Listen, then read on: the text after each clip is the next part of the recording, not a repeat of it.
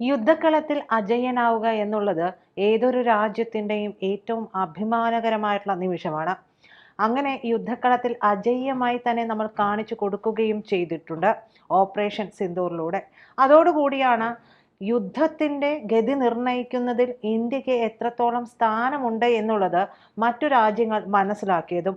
അപ്പോൾ അതിനെല്ലാം നമ്മൾ സജ്ജമാകണമെന്നുണ്ടെങ്കിൽ സ്വാഭാവികമായിട്ടും നമ്മുടെ യുദ്ധക്കോപ്പുകളും അത്രത്തോളം പോന്നവയായിരിക്കണം. ഇപ്പോൾ യുദ്ധക്കോപ്പുകൾ ഏതുമായിക്കോട്ടെ, മിസൈൽസ് ആയിക്കോട്ടെ, ഡ്രോൺസ് ആയിക്കോട്ടെ, എന്ത് തരം കാര്യങ്ങളായിക്കോട്ടെ, ഹെലികോപ്റ്ററുകളായിക്കോട്ടെ, ഇതെല്ലാം ഇന്ത്യയിൽ തന്നെ നിർമ്മിക്കുന്ന ഒരു സാഹചര്യത്തിലേക്ക് വരുന്നു.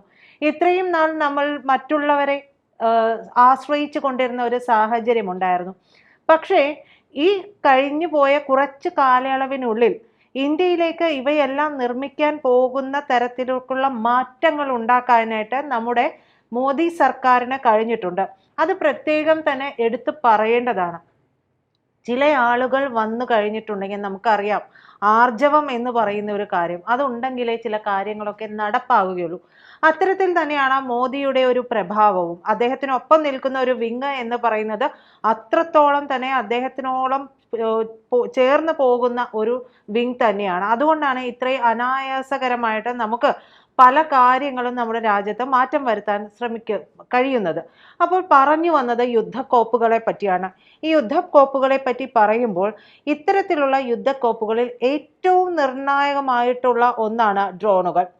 ഡ്രോണുകൾ ഇല്ലാത്ത ഒരു യുഗത്തെക്കുറിച്ചോ അല്ലെങ്കിൽ ഒരു കാലഘട്ടത്തെക്കുറിച്ചോ നമുക്കിപ്പോൾ ചിന്തിക്കാൻ പോലും ആവില്ല. പല വലുപ്പത്തിലുള്ള ഡ്രോണുകളാണ്, പല കാര്യങ്ങൾക്ക് വേണ്ടി ഉപയോഗിക്കുന്ന ഡ്രോണുകളാണ്. യുദ്ധമുഖത്ത് തന്നെ അല്ലെങ്കിൽ സൈനിക ആവശ്യത്തിനായി ഉപയോഗിക്കുന്ന ഡ്രോണുകൾ തന്നെ പല വിധമാണ്. അപ്പോൾ അതിൽ ഏറ്റവും നിർണായകമായിട്ടുള്ള ഒരു ഡ്രോണാണ് ആളില്ല ആകാശ വാഹനങ്ങൾ, അതായത് UAVs. ഈ UAVസിന്റെ സാങ്കേതിക വിദ്യയിൽ ലോകരാജ്യങ്ങളെല്ലാം തന്നെ പിടിമുറുക്കുന്ന ഒരു സാഹചര്യമുണ്ട്. അപ്പോൾ ഈ ഡ്രോണുകളുടെ സാങ്കേതിക വിദ്യയിൽ ലോകരാജ്യങ്ങൾ പിടിമുറുക്കുന്ന ഒരു സാഹചര്യമുണ്ട്. നിർണായക ഘടകമായിട്ടുള്ളത് ഇതിൻ്റെ എഞ്ചിനുകളാണ്. അപ്പോൾ ഈ എഞ്ചിനുകൾക്ക് വേണ്ടി നമ്മൾ വിദേശ ശക്തികളെ ആശ്രയിക്കേണ്ടി വരുന്നത് നമ്മുടെ രാജ്യത്തെ സംബന്ധിച്ച് ഒരു വെല്ലുവിളി തന്നെയാണ്. ഒരിക്കൽ അവർ ഒരു വാതിൽ അടിച്ചു കഴിഞ്ഞിട്ടുണ്ടെങ്കിൽ പിന്നെ നമ്മൾ ആ ഒരു ഭാഗത്ത് നമ്മൾ പതറിപ്പോകുന്ന ഒരു സാഹചര്യം ഉണ്ടായിരുന്നു. എന്നാൽ മോദിയുടെ മെയ്ക്ക് ഇൻ ഇന്ത്യ കാഴ്ചപ്പാടിന് കരുത്ത് പകരുന്ന നിർണായക നീക്കത്തിലൂടെ ഇതിനെല്ലാം ഒരുപാട് മാറ്റം വരുത്താനായിട്ട് സഹായിച്ചിട്ടുണ്ട്. പലതരത്തിലുള്ള കാര്യങ്ങളെല്ലാം ഈ മെയ്ക്ക് ഇൻ ഇന്ത്യ പദ്ധതിയിലൂടെ മാറ്റം വരുത്തിയിട്ടുണ്ട്. അതുപോലെ തന്നെയാണ് ഇത്തരത്തിലുള്ള ഒരു ഡ്രോണുകളുടെ എഞ്ചിനുകൾ സംബന്ധിച്ചിട്ടുള്ള വിടവ് നികത്താനായിട്ടും ഈ ഒരു പ്രോജക്റ്റിലൂടെ തന്നെ ഒരു നീക്കത്തിന് ഒരുങ്ങുകയാണ് രാജ്യം.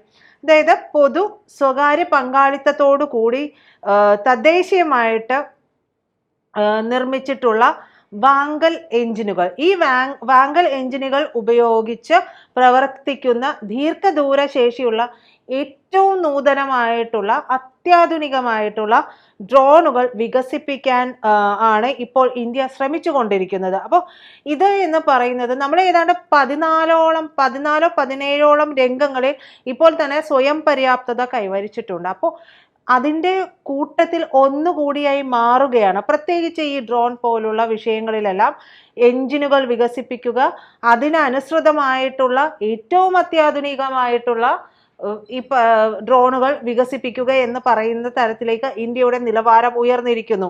അപ്പോൾ ഇതുവരെയും ഇന്ത്യ നമ്മളുടെ ആളില സംവിധാനങ്ങളുടെ മിക്കവാറും എല്ലാ പതിപ്പുകൾക്കും ആവശ്യമായിട്ടുള്ള എഞ്ചിനുകൾ സ്വാഭാവികമായിട്ടും വിദേശ രാജ്യങ്ങളിൽ നിന്നാണ്, വിദേശ കമ്പനികളെ ആശ്രയിച്ചാണ് നമ്മൾ ഇതിലെല്ലാം തന്നെ മുന്നോട്ട് പോയിക്കൊണ്ടിരുന്നത്. അപ്പോൾ പതിറ്റാണ്ടുകളായിട്ട് നമ്മൾ ഇതിനെല്ലാം തന്നെ പല കാര്യങ്ങൾക്ക് ഈ വിദേശ രാജ്യങ്ങളെ ആശ്രയിക്കാറുണ്ട്. അതിനെല്ലാം ഓരോ ഘട്ടത്തിലായിട്ട് ഫുൾ സ്റ്റോപ്പ് ഇട്ടുകൊണ്ടിരിക്കുകയാണ്. അതുപോലെ തന്നെയാണ് ഈ ഒരു വിഷയം കൂടി വരുന്നത്. സർക്കാർ ഉടമസ്ഥതയിലുള്ള പ്രമുഖ സ്ഥാപനമായിട്ടുള്ള നാഷണൽ എയറോസ്പേസ് ലബോറട്ടറീസ്, അതായത് NAL, പുതിയ UAVകളിൽ ഇന്ത്യ വികസിപ്പിച്ചെടുത്ത വാങ്കൽ എഞ്ചിനുകൾ ഉപയോഗിക്കുന്നതിനായി സ്വകാര്യ മേഖലയിലെ പ്രമുഖരായിട്ടുള്ള solar defence and aerospace limited ലിമിറ്റഡുമായിട്ട് കരാറിൽ ഒപ്പുവെച്ചു എന്നുള്ള ഒരു വാർത്ത കൂടി വരുന്നുണ്ട്. അപ്പോൾ ഏറ്റവും നിർണായകമായിട്ടുള്ളൊരു വാർത്തയാണ്. ഒരു ഡ്രോൺ അല്ലേ എന്ന് നമുക്ക് പറഞ്ഞ് തള്ളാൻ പറ്റില്ല. കാരണം ഡ്രോണുകൾ യുദ്ധത്തിൻ്റെ ഗതി നിർണ്ണയിക്കുന്ന കാലഘട്ടത്തിൽ ഡ്രോണുകൾ ഏറ്റവും അത്യാധുനികമായി നിർമ്മിക്കാനും അതിലുള്ള എഞ്ചിനുകൾ പോലും നമ്മൾ തദ്ദേശീയമായിട്ട് വികസിപ്പിക്കാനും നമ്മൾ പ്രാപ്തമായിരിക്കുന്നു എന്ന് കൂടി ചൂണ്ടിക്കാണിക്കുന്ന ഒരു കാര്യമാണിത്. അപ്പോൾ ഈ കരാർ പ്രകാരം NAL ആണ് സാങ്കേതിക വിദ്യ കൈമാറുക, അതായത് ടെക്നോളജിയൊക്കെ കൈമാറുകയും ഡ്രോണുകൾ വികസിപ്പിക്കുകയും ചെയ്യുക. അതേസമയം തന്നെ SDAL എന്ന് പറയുന്ന, അതായത് സോളാർ ഡിഫൻസ് ആൻഡ് എയറോസ്പേസ് ലിമിറ്റഡിന് അതിന് രാജ്യത്തും വിദേശത്തുമുള്ള നിർമ്മാണത്തിനും വിപണനത്തിനും മേൽനോട്ടം വഹിക്കാനുള്ള ഒരു ഉത്തരവാദിത്തം കൂടി ഉണ്ടാവും. ഇത് ഗവേഷണ സ്ഥാപനങ്ങളുടെ അറിവും സ്വകാര്യ മേഖലയുടെ ഉൽപാദന ശേഷിയും സമന്വയിപ്പിച്ചുകൊണ്ടുള്ള ഒരു മാതൃകാപരമായിട്ടുള്ള മുന്നേറ്റമാണ് എന്ന് നമുക്ക് വേണമെങ്കിൽ ഉറപ്പായിട്ടും പറയാൻ കഴിയും. ഇനി തദ്ദേശീയമായിട്ടുള്ള ഈ പദ്ധതിയുടെ ഏറ്റവും ആദ്യത്തെ ഘട്ടം, പ്രാഥമിക ഘട്ടം എന്ന് പറയുന്നത് NALന്റെ 30 കുതിരശക്തി, അതായത് 30 HP വാങ്കൽ എഞ്ചിൻ സാങ്കേതിക വിദ്യ ദീർഘദൂര ഡ്രോണുകളിലേക്ക് മാറ്റുന്നതിലാണ് ശ്രദ്ധ കേന്ദ്രീകരിക്കുന്നത്.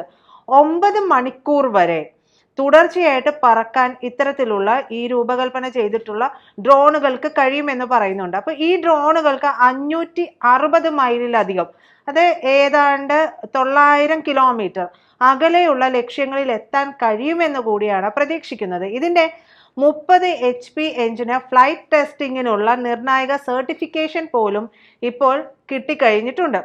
അതിൻ്റെ അടുത്ത ഘട്ടത്തിൽ എന്താണ് സംഭവിക്കുക? കൂടുതൽ കരുത്തുറ്റ എഞ്ചിനുകൾ വികസിപ്പിക്കാനുള്ള ശ്രമങ്ങളും നടക്കും. നിലവിൽ 50 HP എഞ്ചിൻ എന്ന് പറയുന്നത് നമ്മുടെ പണിപ്പുരയിലുണ്ട്. 30 ഇറക്കി 50 HP പണിപ്പുരയിലാണ്. അപ്പോൾ ഇതിനായിട്ടുള്ള സർട്ടിഫിക്കേഷനും പരീക്ഷണങ്ങളും ഒക്കെ തന്നെ ഉടൻ തന്നെ നടക്കുമെന്നാണ് പ്രതീക്ഷിക്കുന്നത്. ഇതിലൂടെ ഏറ്റവും മെച്ചപ്പെട്ടിട്ടുള്ള പ്രകടനവും പേലോഡ് ശേഷിയും ഒക്കെ ഉറപ്പാക്കാനായിട്ട് സാധിക്കും. മാത്രമല്ല ഭാവിയിൽ കൂടുതൽ ഭാരമേറിയ UAVകളുടെ ഒരു ശ്രേണിയെ ഉയർത്താൻ കഴിയുന്ന 90 HP എഞ്ചിനും നമ്മൾ വിഭാവനം ചെയ്യുന്നുണ്ട്.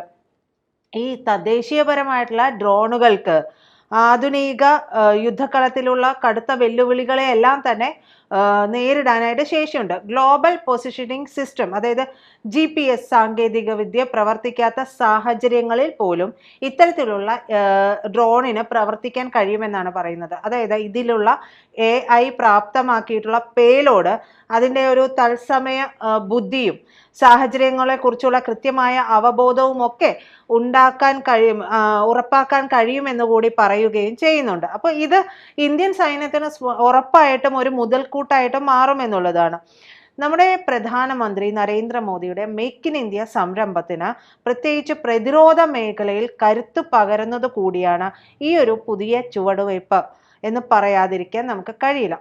ആഭ്യന്തര നിർമ്മാതാക്കളെ ഉപയോഗപ്പെടുത്തുന്നതിലൂടെ രാജ്യത്തിൻ്റെ സാമ്പത്തിക വളർച്ചയ്ക്കും തൊഴിലവസരങ്ങൾക്കും ഇത് വഴിവെക്കും. ഇന്ത്യൻ ബഹിരാകാശ ഗവേഷണ സംഘടനയുടെ സഹായത്തോടെ, അതായത് ഇസ്രോയുടെ സഹായത്തോടു കൂടി യുവാക്കളുടെ ഏറ്റവും പുതിയ പുതുപുത്തൻ ആശയങ്ങളെല്ലാം പ്രോത്സാഹിപ്പിക്കുന്നതിനായിട്ട് അടുത്തിടെ ആരംഭിച്ച ഡ്രോൺ ചാലഞ്ചിനെ നമ്മുടെ പ്രധാനമന്ത്രി പ്രശംസിക്കുകയും ചെയ്തിട്ടുണ്ടായിരുന്നു.